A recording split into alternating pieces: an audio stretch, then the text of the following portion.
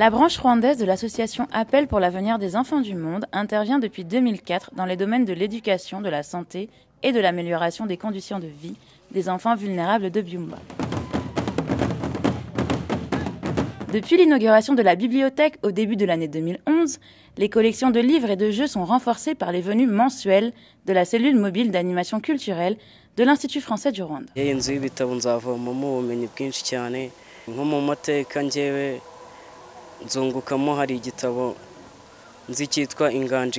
À chaque visite, des activités ludiques et pédagogiques sont organisées avec les enfants à partir de livres prêtés pour un mois, d'ordinateurs ultra portables, de tablettes iPad et de séances de cinéma en plein air. Chaque jour, plus de 50 enfants se rendent à la bibliothèque. C'est extrêmement précieux de voir cette bibliothèque s'insérer dans le réseau des relais culturels à la fois rwandais et français.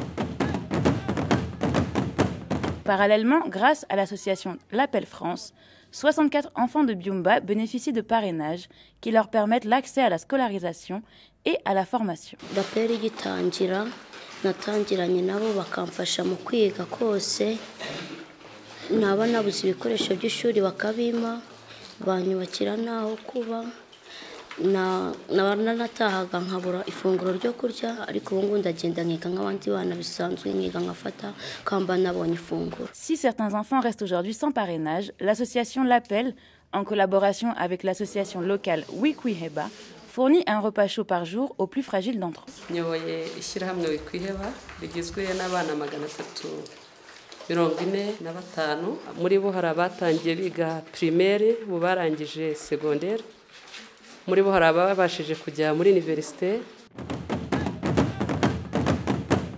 Les aides apportées par l'association L'Appel pour l'avenir des enfants du Rwanda se poursuivent dans le domaine de la santé en direction de l'hôpital de Byumba. Pour le service de néonatologie de l'hôpital, 9 couveuses ont été accordées. Les couveuses ont donné beaucoup l'avantage parce que bien avant, on avait beaucoup de décès de prématurés.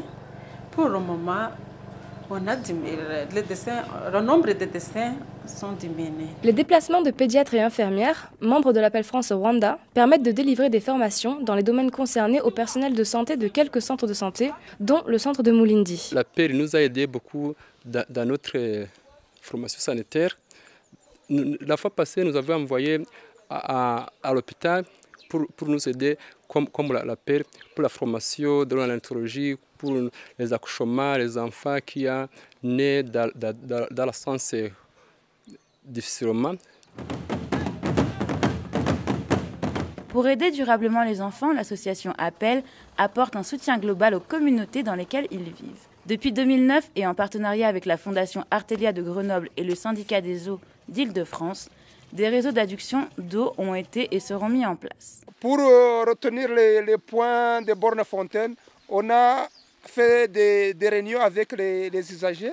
C'est eux qui ont choisi, qui ont retenu les endroits sur lesquels on peut collecter l'eau. Donc les endroits où les gens se rencontrent. Ubuzima bwacu muri rusange bwarahindutse. Abana bacu bariga nta kibazo, ntabwo bagikererwa ku mashuri. Amatungo yacu baranywa amazi. Kandi noneho nko bijyanye n'iterambere ubu turakoresha za biogaze.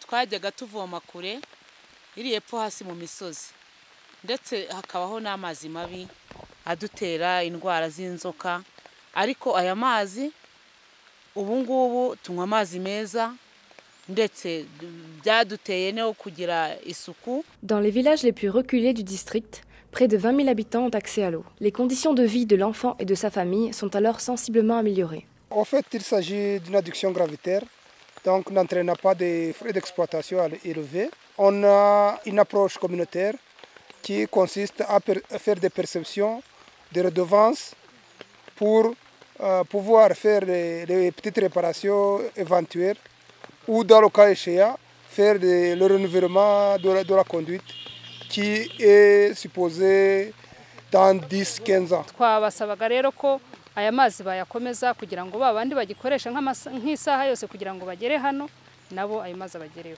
L'aide de l'association se manifeste aussi par la réfection de 30 maisons dans lesquelles habitent aujourd'hui de jeunes orphelins du génocide devenus chefs de ménage. 80 autres maisons seront construites à l'avenir. L'ambassade de France au Rwanda a en partie supporté ce projet. Mu buzima twari turimo mbere twabaga mu nzu iri hafi kuduhirimira kandi twari abana b'imfubyi bibana nta bushobozi dushoboye kubyikorera.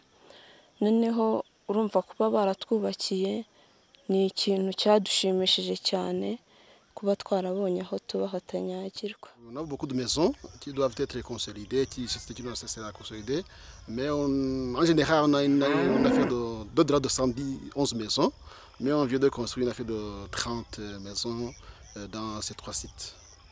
Mais le chemin est encore long. Ces différentes actions témoignent de l'impact qu'a l'association au sein du district de Gicumbi et précisément dans la ville de Byumba. L'enjeu est aujourd'hui de poursuivre ces réalisations accomplies et de les consolider, notamment par l'intermédiaire des formations qui peuvent être apportées aux enfants orphelins.